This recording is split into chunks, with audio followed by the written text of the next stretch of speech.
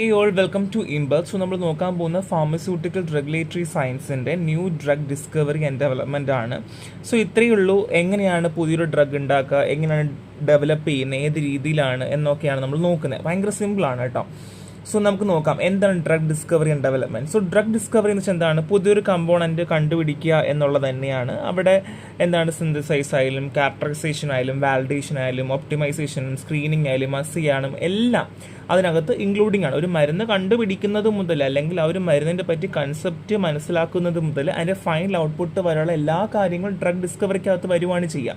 So ഒരു compound തന്നെ ഉണ്ടാക്കണമെന്ന് നിർബന്ധമില്ല. ഡിഫറെൻറ്റ് കോമ്പൗണ്ട്സുകൾ ഉണ്ടായിരിക്കും.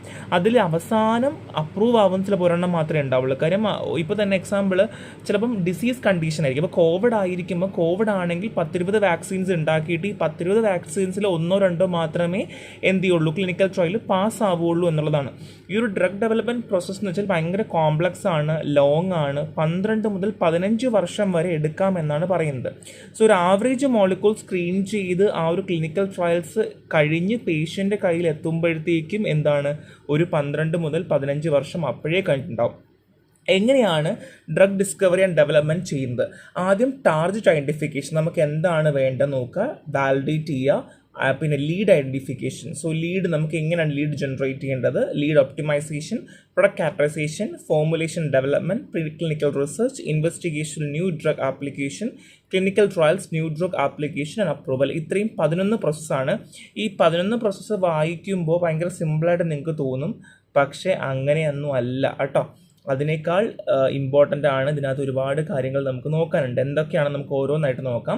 സോ ടാർഗറ്റ് ഐഡൻറ്റിഫിക്കേഷൻ വാലിഡേഷൻ ഇവിടെ എങ്ങനെയാണെന്ന് വെച്ചാൽ involve identifying the biological cause of a disease and potential drug target. ഇപ്പോൾ എക്സാമ്പിൾ കോവിഡ് ആണെങ്കിൽ കോവിഡിന് നമുക്ക് എന്താ കൊടുക്കേണ്ടത്, നമുക്കറിയാം വൈറസ് ആണ്. സോ അവിടെ നമ്മൾ വൈറസിൽ എന്താണ്, ന്യൂക്ലിയസ് ആണോ ജനസ് ആണോ പ്രോട്ടീൻ ആണോ, എവിടെയാണ് നമുക്ക് ചെയ്യേണ്ടത്, നമുക്ക് എവിടെയാണ് ടാർഗറ്റ് ഐഡൻറ്റിഫൈ ചെയ്യേണ്ടതെന്നുള്ളതാണ്. അത് ജീൻ എക്സ്പ്രഷൻ സ്റ്റഡീസ്, പ്രൊഫൈലിങ്, അല്ലെങ്കിൽ ഫിനോടൈപ്പിക് അനാലിസിസ്, അല്ലെങ്കിൽ ഫങ്ഷണൽ സ്ക്രീനിങ് ഒക്കെ നമുക്ക് ചെയ്ത് നോക്കാം എന്നുള്ളതാണ്. അതിനുശേഷം ലീഡ് ഐഡൻറ്റിഫിക്കേഷൻ ഒപ്റ്റിമൈസേഷൻ ആണ്. ഇവിടെ നമ്മൾ lead compounds stable drug like molecule which deserved actively. So നമ്മൾ നോക്കുന്ന പോലെ ഇപ്പോൾ എക്സാമ്പിൾ നമുക്ക് ഡ്രഗിനൊക്കെ SCR പഠിക്കാറുണ്ട്, അല്ലെങ്കിൽ ടോക്സിറ്റി നോക്കാറുണ്ട്, അല്ലെങ്കിൽ അസേ ഒക്കെ ചെയ്ത് നോക്കാറുണ്ട്, ഇൻവിട്രോ ഇൻവൈവോ സ്റ്റഡിയൊക്കെ ചെയ്യാറില്ലേ. അതായത് ഡ്രഗിൻ്റെ bioavailability, pharmacodynamic, pharmacokinetic parameters like even absorption, distribution, ഇങ്ങനെയുള്ള എല്ലാ കാര്യങ്ങളും ചെയ്യാൻ പറ്റുന്ന ഒരു സ്റ്റേബിൾ ആയിട്ടുള്ള ഒരു ഡ്രഗ് മോളിക്യൂളിന് നമ്മൾ ഐഡൻറ്റിഫൈ ചെയ്ത് വെക്കുകയാണ് ചെയ്യുക. ഇന്നതായിരിക്കാം, അപ്പോൾ ഇതിനൊക്കെ ഇന്ന കോമ്പൗണ്ടുകൾ ഇങ്ങനെ ചെയ്യണം, ഇങ്ങനെയൊക്കെ ആയിരിക്കണം എന്നുള്ളത് നമ്മൾ ഐഡൻറ്റിഫൈ ചെയ്ത് വെക്കുകയാണ് ചെയ്യുക. ഇനിയാണ് നമ്മൾ ഡ്രഗ് ഡെവലപ്പ് ചെയ്യുക. നമ്മുടെ കയ്യിൽ ഓൾറെഡി SAR ഉണ്ട്, എന്തൊക്കെ വേണം, എന്തൊക്കെ മോളിക്യൂൾസിന് ഇമ്പോർട്ടൻസ് ഉണ്ട്, എന്തൊക്കെയാണെന്നുള്ളത് നമ്മുടെ കയ്യിലുണ്ട് അല്ലേ.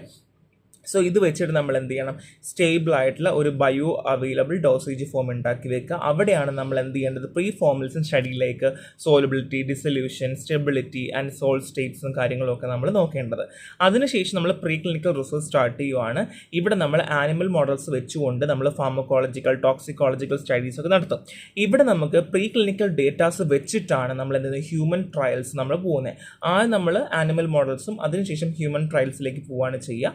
ഇവിടെ നമ്മൾ വീണ്ടും കൈനറ്റിക് പ്രോപ്പർട്ടീസ്, ടോക്സിക്കോളജി, ഈവൻ ഓരോ ടെസ്റ്റിങ്ങും കാര്യങ്ങൾ നമ്മൾ ചെയ്തുകൊണ്ടേയിരിക്കുന്നുള്ളതാണ്. ഇനിയാണ് നമ്മൾ IND ആപ്ലിക്കേഷന് പോകുന്നത്.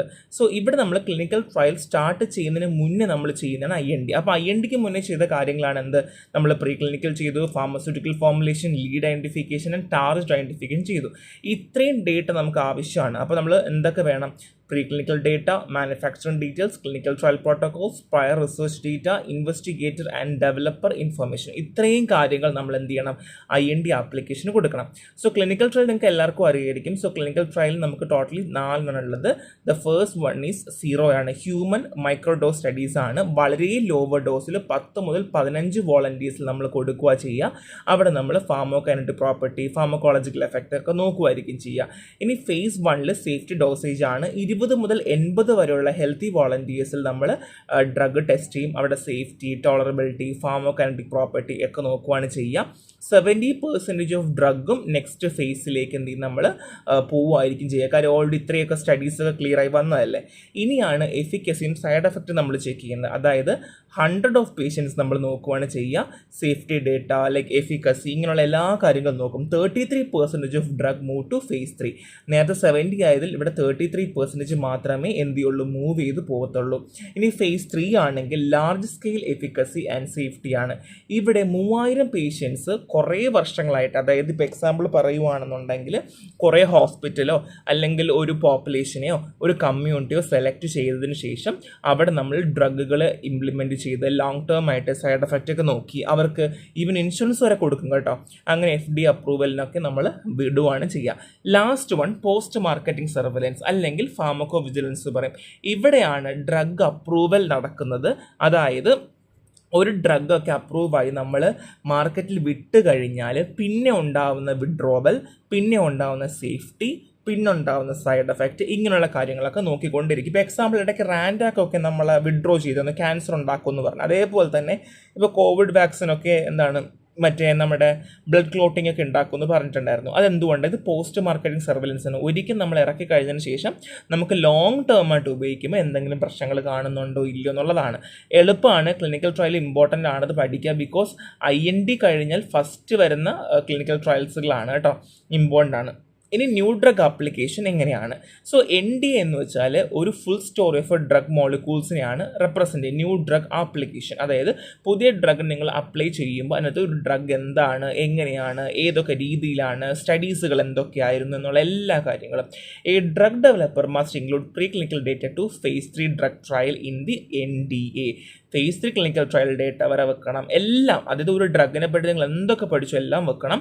എല്ലാം വെച്ച് അവർ അനാലിസ് ചെയ്യുകയും ഒക്കെ ചെയ്യും. അതുമാത്രമല്ല labelling, safety updation, drug abuse information, patient information, എത്ര പേഷ്യൻസിന് ഉപയോഗിച്ചു, എന്തൊക്കെയാണ് ഉപയോഗിച്ചത്, എവിടെയൊക്കെയാണ് ഉപയോഗിച്ചത് എന്നുള്ള കാര്യങ്ങളൊക്കെ ചെയ്യേണ്ട അത്യാവശ്യമാണ്. സത്യം പറഞ്ഞാൽ ഈ ഒരു ഭാഗം ഭയങ്കര ഇൻട്രസ്റ്റിംഗ് ആണ്. നമുക്ക് അത്യാവശ്യം കാര്യങ്ങളൊക്കെ അറിയാമെന്നുണ്ടെങ്കിൽ നമുക്ക് വളരെ വളരെ എളുപ്പമാണെന്നുള്ളതാണ്. ഇനി FDA റിവ്യൂ പ്രോസസ്സ് നിങ്ങളെല്ലാം സബ്മിറ്റ് ചെയ്തു. FDA ഏകദേശം 6 മുതൽ 10 മാസം വരെ റിവ്യൂ ചെയ്യാനായിട്ട് എടുക്കും. അവിടെ ഒന്നെങ്കിൽ ഇൻകംപ്ലീറ്റ് ആകാം, ഇല്ലെങ്കിൽ റിജക്റ്റ് ആകാം. സോ ഡ്രഗ് സേഫറാണ്, എഫക്റ്റീവാണ് എന്ന് കഴിഞ്ഞാൽ ഫൈനൽ പ്രൊസീജിയറിലേക്ക് പോവുകയാണ് ചെയ്യുക. സോ പ്രീ ക്ലിനിക്കൽ സ്റ്റഡീസ് അവിടെ നടക്കാറുണ്ട്, റിസർച്ച് എന്ന് പറയും കേട്ടോ. സോ ക്ലിനിക്കലിന് തൊട്ട് മുന്നേ ഉള്ളത്. So pre clinical drug development occurs before clinical trial in human. So നമ്മുടെ ഈ ഒരു ക്ലിനിക്കൽ ട്രയൽ നടക്കുന്നതിന് തൊട്ട് മുന്നേ നടക്കുന്നതാണ് പ്രീ ക്ലിനിക്കൽ.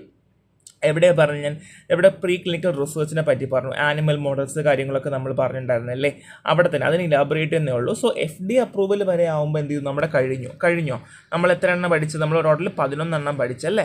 സോ അതിൽ തന്നെ നമ്മൾ ഇവിടെ എന്തായി, ഇവിടെ എല്ലാം പ്രീ ക്ലിനിക്കൽ കഴിഞ്ഞു, ഇൻവെസ്റ്റിഗേഷൻ കഴിഞ്ഞു, ക്ലിനിക്കൽ ട്രയൽ കഴിഞ്ഞു, ന്യൂ ഡ്രഗ് ആപ്ലിക്കേഷൻ വെച്ചു, ആൻഡ് അപ്രൂവൽ കഴിഞ്ഞു. ഇൻകംപ്ലീറ്റ് ആണോ അല്ലെങ്കിൽ അപ്രൂവൽ ആണോ എന്നുള്ളത് കഴിഞ്ഞു. മിക്കവാറും 10 മാർക്കിനൊക്കെ ഡയറക്റ്റ്ലി ഇത് തന്നെ ചോദിക്കാം, ഈ 11 സ്റ്റെപ്പും ചോദിക്കാം. നിങ്ങൾ അങ്ങനെ തന്നെ പഠിച്ചു പോവുക, ബിക്കോസ് ഇറ്റ്സ് വെരി ഇമ്പോർട്ടൻറ്റ്. 10 മാർക്കിന് കറക്റ്റ് നമ്മളത് കൊടുത്തിട്ടുണ്ട്. പിന്നെ അതിനേക്കാൾ മോറോവർ കോമ്പറ്റേറ്റീവ് എക്സാംസുകൾക്ക് ഇതിൽ നമ്മൾ ഓൾറെഡി ലേബിൾ ചെയ്തിട്ടുള്ള, അതായത് ബോൾഡ് ഇട്ടുള്ള എല്ലാ വേർഡ്സുകളും നിങ്ങൾ കംപ്ലീറ്റ്ലി കവർ ചെയ്ത് തന്നെ പോവാം. പ്രീ ക്ലിനിക്കൽ ഞാൻ പറഞ്ഞു, നമ്മൾ ഫാർമക്കോളജിക്കൽ ഡേറ്റ കളക്ഷൻ ആണ്. അവിടെ നമ്മൾ ഡ്രഗിന് synthesis, purification, animal testing, biological activities, safety ഒക്കെ നമ്മൾ നോക്കാറുണ്ട്. സോ അത് മാത്രമല്ല therapeutic efficacy, potency, side effect, drug metabolism, clearance, അതായത് ഫാർമക്കോ ഡൈനാമിക്കും അല്ലെങ്കിൽ ഫാർമോ കൈനറ്റിക് പാരാമീറ്റേഴ്സും എല്ലാം നോക്കും. അത് PD, PK, ടോക്സിറ്റി, നമുക്ക് എത്രയാണ് സ്റ്റാർട്ടിംഗ് ഡോസ് ആവേണ്ടത്, സേഫ്റ്റി ഡോസ് എത്രയായിരിക്കണം, അങ്ങനെയുള്ള എല്ലാ കാര്യങ്ങളും ഉണ്ടായിരിക്കും. പ്രീ ക്ലിനിക്കൽ സ്റ്റഡീസിൽ ഇൻവിട്രോ ഉണ്ട്, ഇൻവൈവോ ഉണ്ട്, എക്സ്വൈവോ ഉണ്ട്. ഇൻവിട്രോ എന്ന് വെച്ചാൽ ഐസൊലേറ്റ് ടിഷ്യൂ അല്ലെങ്കിൽ ഓർഗൻസ് ആണ്. ഇപ്പോൾ എക്സാമ്പിൾ നമ്മൾ ചിക്കൻ ഇല്യത്തിലൊക്കെ പഠിക്കില്ലേ, ഓർഗൻ ബാത്ത്, റെക്കോർഡിംഗ് ഡിവൈസ് ഒക്കെ വെക്കുന്ന പോലെ. ഇനി ഇൻവൈവോ സ്റ്റഡീസ് ആണെങ്കിൽ ഹോൾ ലിവിങ് ഓർഗാനിസത്തിലാണ്, ലൈക്ക് ആനിമൽ, ഇപ്പോൾ എക്സാമ്പിൾ മൈസ്, ഗിനിയ പിഗ് അതുപോലെയൊക്കെ. എക്സ്വൈവോ ആണെന്നുണ്ടെങ്കിൽ ഔട്ട്സൈഡ് ദ ബോഡി ആയിരിക്കും. സോ ഓർഗൻസ് റിമൂവ് ചെയ്ത് ടെസ്റ്റ് ചെയ്യുന്നത്, റീഇംപ്ലാന്റഡ് ഇൻ ആനിമൽസ്. ഇപ്പോൾ എക്സാമ്പിൾ ഒരു ഓർഗൻസിനെയൊക്കെ നമ്മൾ എടുത്ത് വെച്ചിട്ട് പഠിച്ചതിന് ശേഷം ആ ഓർഗൻസ് നമുക്ക് ആനിമലിലൊക്കെ വെച്ചിട്ട് നമുക്ക് പിന്നെ സ്റ്റഡീസ് നടത്താൻ പറ്റുന്ന രീതിയാണ്. സോ ഇൻവിട്രോ, ഇൻവൈവോ, എക്സ്വൈവോ ഒക്കെ നിങ്ങൾ ബയോ ഫാർമസ്യൂട്ടിക്സിൽ പഠിച്ച കാര്യമാണ്. അത് വീണ്ടും എക്സ്പ്ലെയിൻ ചെയ്യേണ്ട ആവശ്യം ഒന്നുമില്ല. നമ്മുടെ റെഫറൻസ് നോട്ടും കൂടെ വായിക്കുമ്പോൾ നിങ്ങൾക്ക് ഒരു ഐഡിയ കിട്ടും. ഇനി നോൺ ക്ലിനിക്കൽ ആക്ടിവിറ്റി ഇവിടെ നടക്കാറുണ്ട്, എന്തൊക്കെയാണെന്നുള്ളതാണ്. അവിടെയാണ് നടക്കുന്ന ഗുഡ് പ്രീ ക്ലിനിക്കൽ റിസർച്ച് നടക്കാറുണ്ട്. അതായത് നമുക്ക് ചില കാര്യങ്ങൾക്ക് ചില റെഗുലേറ്ററി ഗൈഡ് ലൈൻസ് ഫോളോ ചെയ്യേണ്ടതായിട്ട് ആവശ്യം വരാറുണ്ട്. ഇപ്പോൾ ആനിമൽസ് ആയിക്കോട്ടെ, ഹ്യൂമൻസ് ആയിക്കോട്ടെ, ഈവൻ നിങ്ങൾ ടോക്സിക്കോളജിക്കൽ എഫക്റ്റ് പഠിക്കുന്നു, ഡോസേജ് പഠിക്കുന്നു, ആനിമൽസിൽ പഠിക്കുന്നു, റിസ്ക് അസസ്മെൻറ്റ് അസസ്മെന്റ് നടത്തുന്നു. ഇതെല്ലാം നടത്തുമ്പോഴും ഒരു പ്രീ ക്ലിനിക്കൽ റിസർച്ച് അല്ലെങ്കിൽ അതുമായി ബന്ധപ്പെട്ടുള്ള കുറേ കാര്യങ്ങൾ നിങ്ങൾ ചെയ്യേണ്ടതായിട്ട് വരാറുണ്ട് എന്നുള്ളതാണ്. അല്ലെങ്കിൽ കണ്ടക്ട് ചെയ്യാനായി, അല്ലെങ്കിൽ ഒരു കാര്യം നിങ്ങൾ കണ്ടക്ട് ചെയ്യണമെന്നുണ്ടെങ്കിൽ അതുമായി ബന്ധപ്പെട്ട് ഒരുപാട് കാര്യങ്ങൾ ചെയ്യാനായിട്ട് ആവശ്യമുണ്ട്. സോ നോൺ ക്ലിനിക്കൽ സ്റ്റഡീസിലെ ഗുഡ് ലബോറട്ടറി പ്രാക്ടീസ് GLP എന്ന് പറയും. അതായത് നോൺ ക്ലിനിക്കൽ സ്റ്റഡീസിനകത്ത് safety pharmacology, pharmacokinetics, pharmacodynamics, general toxicology, local tolerance, genotoxicity, carcinogenicity, reproductive toxicology. അതായത് GLP ഗുഡ് ലബോറട്ടറി പ്രാക്ടീസ്, നമ്മൾ എങ്ങനെയാണ് ലാബിൽ നമ്മൾ ചെയ്യേണ്ടത്, ഏത് രീതിയിൽ ചെയ്യണം, എങ്ങനെയൊക്കെ ചെയ്യണം എന്ന് പറയുന്ന കാര്യങ്ങളുമായി ബന്ധപ്പെട്ട കാര്യങ്ങളൊക്കെയാണ് കേട്ടോ. സോ അവിടെയാണ് ഇന്നോവേറ്റർ VS ജനറിക് ഡ്രഗ് പറയുന്നത്. ഇന്നോവേറ്റർ ഡ്രഗ് എന്താണ്? First drug develop with a specific active ingredient. ഇതായിരിക്കും first drug. So maybe questions ഒക്കെ വന്നേക്കാം. എന്താണ് ഇന്നോവേറ്റർ ഡ്രഗ് എന്താണ്? ഫസ്റ്റ് ഡ്രഗ് ആണ്, സ്പെസിഫിക് ആക്റ്റീവ് ഇൻഗ്രീഡിയന്റ് ആയിരിക്കും, undergo full efficacy safety and quality testing. So patent protection last up to 20 years. അപ്പോൾ നമ്മൾ already പറഞ്ഞു 10-20 ഡ്രഗുകൾ നിങ്ങൾ ഉണ്ടാക്കി വെക്കുന്നു, അതിൽ 1-2 മാത്രമേ പാസ്സാവുള്ളൂ. ആ പാസ്സാവുന്ന ഡ്രഗ് ആണ് എന്ത്? ഇന്നോവേറ്റർ ഡ്രഗ് എന്ന് പറയാം. അതിന് 20 വർഷത്തെ പേറ്റന്റ് ആയിരിക്കും. So generic drug so contain the same active ingredient as the innovator drug. ഇപ്പോൾ എക്സാമ്പിൾ, ഞാനൊരു ഡ്രഗ് ഉണ്ടാക്കി, എക്സ് എന്നാണ് പേര്. എക്സ് എന്ന് പറയുന്നതിനകത്തുള്ള ഇൻഗ്രീഡിയൻറ്റ് തന്നെ വേറെ ഡ്രഗുകൾക്കും ഉണ്ട്, അല്ലെങ്കിൽ Y എന്നുള്ള ഡ്രഗ് ഉണ്ട്, അല്ലെങ്കിൽ MX എന്നുള്ള ഡ്രഗ് ഉണ്ടെങ്കിൽ തന്നെയും അതിനെ ജനറിക് ഡ്രഗ് എന്ന് നമുക്ക് പറയാം. സോ ഐഡന്റിക്കൽ തെറാപ്യൂട്ടിക് എഫക്റ്റ് ആയിരിക്കും, can be manufactured only after patent expiry. So patent എപ്പോഴാണോ എക്സ്പയറി ആകുന്നത് അതിനുശേഷം മാത്രമേ നമുക്ക് മാനുഫാക്ചർ ചെയ്യാനായിട്ട് പറ്റുള്ളൂ. So similar between generic and innovative drug. So innovative drug എന്താണ്? നിങ്ങൾ പുതുതായിട്ട് കണ്ടുപിടിച്ച ഡ്രഗാണ്, അത് മാറ്റമില്ല. ജനറിക് ഡ്രഗ് അങ്ങനെയല്ല, അതായത് സെയിം ആക്റ്റീവ് ഇൻഗ്രീഡിയൻറ്റ്. ഇപ്പോൾ എക്സാമ്പിൾ ഡോളോ കാൽപോൾ, രണ്ടിലും പാരസ്റ്റമോൾ ആണല്ലേ ഉള്ളത്, അതുപോലെ കേട്ടോ.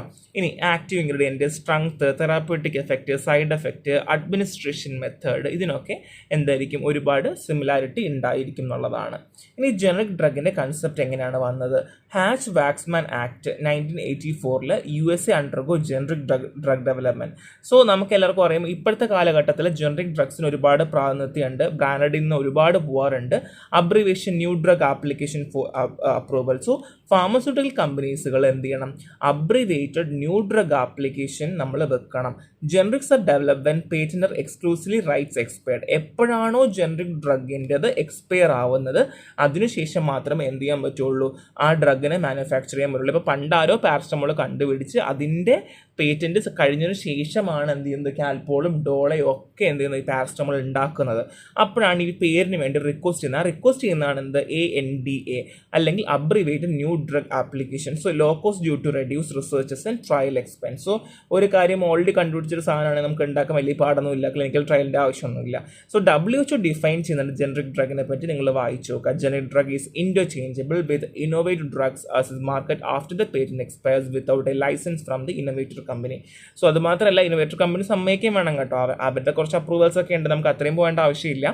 So regulatory requirement for generic drug approval. എങ്ങനെയാണ് ജനറിക് ഡ്രഗ് നമുക്ക് ഉണ്ടാവേണ്ടത്? സോ ഫാർമസ്യൂട്ടിക്കൽ ഇക്വലൻസ്, അതായത് ഇപ്പോൾ pharmaceutical equivalent active ingredient, dosage form, route of administration, quality, strength, purity, standards, ഇത് ഇത്രയും എന്തായിരിക്കണം? മീറ്റ് ചെയ്യേണ്ടത് അല്ലെങ്കിൽ ഇക്വലൻ്റ് ആയിരിക്കണം. ആൻഡ് ബയോ ഇക്വലൻ്റ് ആയിരിക്കണം, ലൈക്ക് അബ്സോർപ്ഷൻ സിമിലർ ആയിരിക്കണം, എഫക്റ്റീവ്നെസ് സിമിലർ ആയിരിക്കണം, ഡിസൊല്യൂഷൻ ടെസ്റ്റ് സിമിലർ ആയിരിക്കണം, ബയോ ഇക്വലൻറ്റും സിമിലർ ആയിരിക്കണം. ജനറിക് ഡ്രഗ് അറിയാമല്ലോ, അതായത് ഇപ്പോൾ എക്സാമ്പിൾ പാരസ്റ്റമോൾ എന്ന് പറയുമ്പോഴത്തേക്കും പാരസ്റ്റമോൾ ആയിട്ട് തന്നെ നമ്മൾ കൊടുക്കുകയാണ് ചെയ്യുക, പക്ഷേ പേര് മാത്രമേ വ്യത്യാസം ഉണ്ടായിരിക്കുള്ളൂ കേട്ടോ. സോ പാരസ്റ്റമോൾ എന്ന് എഴുതിയാൽ നമുക്ക് എന്ത് വേണമെങ്കിലും ഉപയോഗിക്കാം എന്ന് പറയുന്ന പോലെ, അതായത് രണ്ടും ഈക്വൽ ആണ്, പാരസ്റ്റമോൾ തന്നെയാണ്, 500 mg 500 mg സെയിം തന്നെയാണ്. So adequate labelling and CGMB ഉണ്ടായിരിക്കണം. So new drug application already നമ്മൾ പറഞ്ഞതുപോലെ തന്നെ സെയിം തന്നെയാണ്, ഇതിലൊരു വ്യത്യാസവും ഇല്ല. നിങ്ങളത് വായിച്ച് നോക്കുക. പ്രീ ക്ലിനിക്കൽ സെയിം ആണ്, non clinical activity and innovative drugs ഇതെല്ലാം സെയിം ആണ്. ഇതെല്ലാം നമുക്ക് എന്താണ്? നേരത്തെ പഠിച്ചതുപോലെ തന്നെയാണ്. സോ ഇതിൽ ഒരു വ്യത്യാസവും ഇല്ല, നിങ്ങൾ അത് തന്നെ അങ്ങ് വായിച്ച് നോക്കുക കേട്ടോ. ഇതൊക്കെ സെയിം ആണ്. നമുക്ക് ഇനി ജനറിക് ഡ്രഗ് കൊടുക്കുന്ന എല്ലാം റിപ്പീറ്റേഷൻ ആണ് കേട്ടോ, അതുകൊണ്ട് നിങ്ങൾക്ക് അതിനെ സെയിം ആയിട്ട് എഴുതാനായിട്ട് പറ്റും. സോ WHO ജനറിക് ഡ്രഗിനെ എങ്ങനെയാണ് നമ്മൾ ഡിഫൈൻ ചെയ്യുന്നു എന്ന് ഞാൻ പറഞ്ഞു അല്ലേ. So category of generic products. So എന്തൊക്കെയാണ് ജനറിക് പ്രൊഡക്ട്സിൻ്റെ categories? First one is line extension, small adaptation of an existing product. നമ്മുടെ കയ്യിൽ ഓൾറെഡി ഉള്ള പ്രൊഡക്റ്റിൽ ചെറിയ അഡാപ്റ്റേഷൻ ഉണ്ടായിരിക്കും. ആൻഡ് റീടാർഗറ്റിംഗ്, അതായത് എക്സിസ്റ്റിംഗ് പ്രൊഡക്റ്റ് ലോഞ്ച് ചെയ്യുന്നത് പുതിയ മാർക്കറ്റിലായിരിക്കും എന്നുള്ളതാണ്. ഇപ്പോൾ എക്സാമ്പിൾ, ഇപ്പം ഇന്ത്യയിൽ മാത്രമുള്ള ഡ്രഗ് നമ്മൾ അമേരിക്കയിൽ ലോഞ്ച് ചെയ്യുന്നു, ന്യൂ പ്രൊഡക്റ്റ് കംപ്ലീറ്റ്ലി പുതിയ ഡ്രഗ് ആയിരിക്കും. So regulatory requirement for generic drug approval. Approval, ഇതും എന്താണ് നമ്മൾ പറഞ്ഞതുപോലെ തന്നെ സെയിം തന്നെ. ഇപ്പോൾ ഡ്രഗിൻ്റെ അപ്രൂവലിന് എല്ലാത്തിനും സെയിമാണ്. ഇപ്പം ഞാൻ ഓൾറെഡി ജനറിക് ഡ്രഗിന് അപ്രൂവൽ ഞാൻ പറഞ്ഞല്ലോ. ഇവിടെ NDA തന്നെ സെയിം ആണ്, FDA അപ്രൂവൽ ഞാൻ പറഞ്ഞു, പ്രീ ക്ലിനിക്കൽ ഞാൻ പറഞ്ഞു, ആൻഡ് നോൺ ക്ലിനിക്കൽ ആക്ടിവിറ്റീസുകൾ ഞാൻ പറഞ്ഞു. അവിടെ ഇതെല്ലാം നമ്മൾ ഓൾറെഡി പഠിച്ചു വരും, സെയിം വീണ്ടും റിപ്പീറ്റേഷൻ വരുവാണ് ചെയ്യുന്നത്. അപ്പോൾ അത് തന്നെ നിങ്ങൾ പ്രോപ്പറായിട്ട് പഠിച്ചു കഴിഞ്ഞാൽ നിങ്ങൾക്ക് എന്ത് ചെയ്യാൻ പറ്റും, അത് വീണ്ടും വീണ്ടും യൂട്ടിലൈസ് ചെയ്യാനായിട്ട് പറ്റും. അപ്പോൾ നിങ്ങൾ എന്തായാലും അത് കറക്റ്റ് പ്രോപ്പർലി ഫോളോ ചെയ്യുക. നോട്ടും കൂടെ വായിക്കുമ്പോൾ നിങ്ങൾക്ക് ഒരു ക്ലിയർ ആയിട്ടുള്ള ഒരു ഐഡിയ കിട്ടും. സോ നെക്സ്റ്റ് ക്ലാസ്സിൽ കാണാം. Thank you.